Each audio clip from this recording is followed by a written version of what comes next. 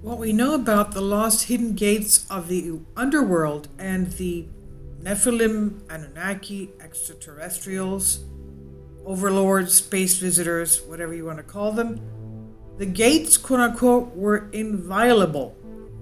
The underground genera, as a result of the intermingling with people, so these underground extraterrestrials, Nephilim, the abominable races, used to intermingle with people. That is, of course, as in the Genesis giants, the Nephilim and the daughters of men. They increased and multiplied, and some of the gates happened to be opened. This is the time, of course, before Christ. Then special people with faith in one God undertook their sealing. They had to seal these despicable, abominable entities, the Nephilim entities, in the ground, sealing them underground. The last recorded collection of these entities that escaped from underground and the sealing of the gates that have been opened is what we read in the text of St. Andrew of Crete. We also know from the 15th century text, whose author remains unknown, that Alexander the Great was the person that imprisoned and closed those entities in these underground areas. He closed up these vile nations, these Nephilim, these abominable races, with bronze gates surrounded by incomparable glass. That is, because copper alone was not enough and could break, it was surrounded by a kind of incomparable glass, which probably means some kind of an energy field. So the gates remained sealed until the last years, and as we saw in Revelation, to be opened by the angel of God. Kindly support my Patreon account, since YouTube has again demonetized my YouTube channel. The daily posts are 5 videos daily, and they are totally different from what I have on my YouTube channel. Thank you so much for your support, and that you find all my content so interesting. You'll find the Patreon account details in the description box below. So we assume that when archaeologists and anthropologists find various underground pyramids, tunnels under these pyramids, it's very dangerous for them to be poking around and opening them up because of the entities that are to be found in there. Now, the prophecy, therefore, tells us about a divine mission of Alexander the Great. Now, let's remember in the Old Testament, the book of Daniel, the archangel Gabriel foretold to the prophet Daniel concerning Alexander the Great. Now, only from this do we understand that he was neither Chinese nor something, disconcerting. But he was a servant, from what we understand, a servant of God. He had to do a certain job, and that had to do, having to do with the gates of the underworld and the sealing up of the Nephilim. Remember, in the Old Testament, it said giants were on the earth in those days, and even after that. And there were various people in the Old Testament that had to do away with these Nephilim. Now, here we say, first of all, no one knows about these activities of Alexander, since all the relevant ancient texts were carefully concealed. There are, though, many sources that tell us about these underground gates.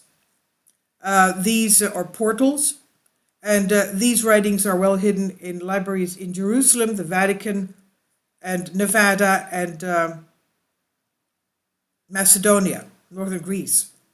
The various books on the subject say that the Nephilim are based in the northern area of China, in the desert of Taklamakan, in the Xinjiang province. The name Taklamakan in the local language means you go in, but you do not come out. That's what Taklamakan means. You go in, but you cannot return. You can't ever come out of that area.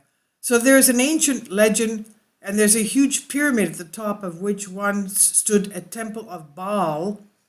So beneath this ancient pyramid, called the White Pyramid, there is an underground state called Maktane, which in the language of the Nakreben means the white state.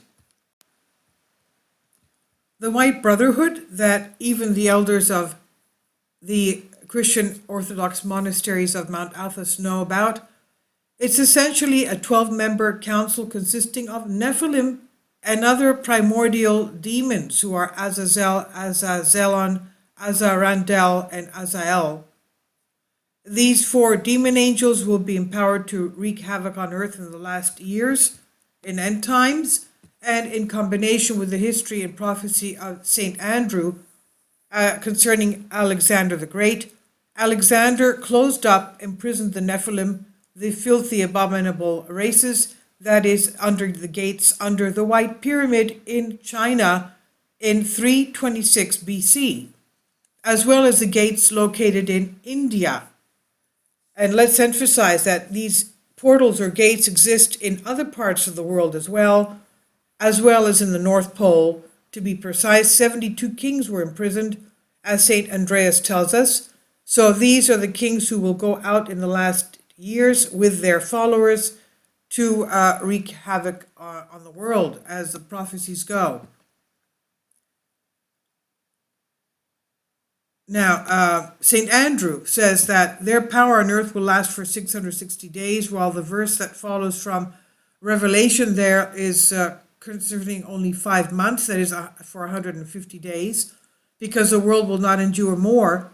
Imagine what we'll have to go through.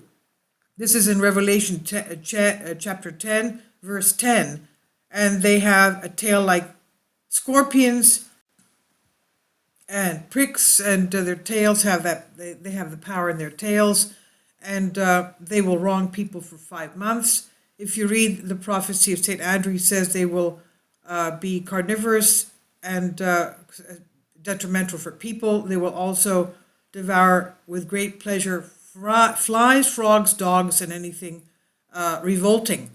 And woe to the regions where they will pass, it says. And on this, I have to tell you, he says that according to various sources, the Nephilim have areas where they clone people and use them as slaves.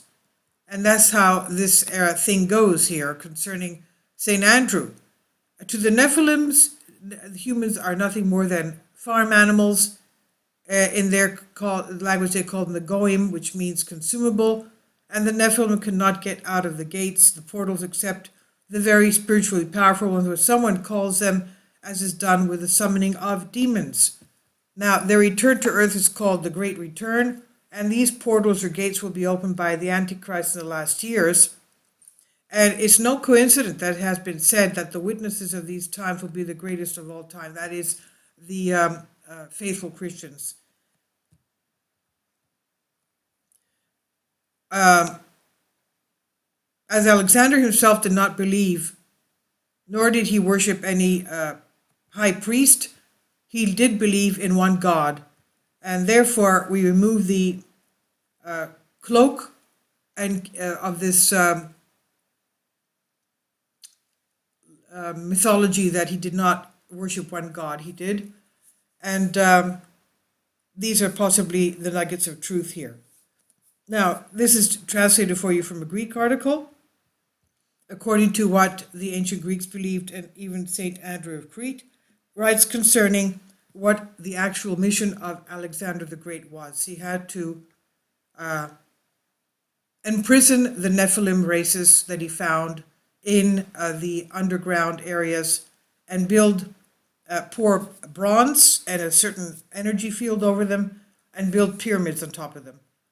And they are found in Taklamakan, China, and also in India. Please leave your comments, and thank you for your support.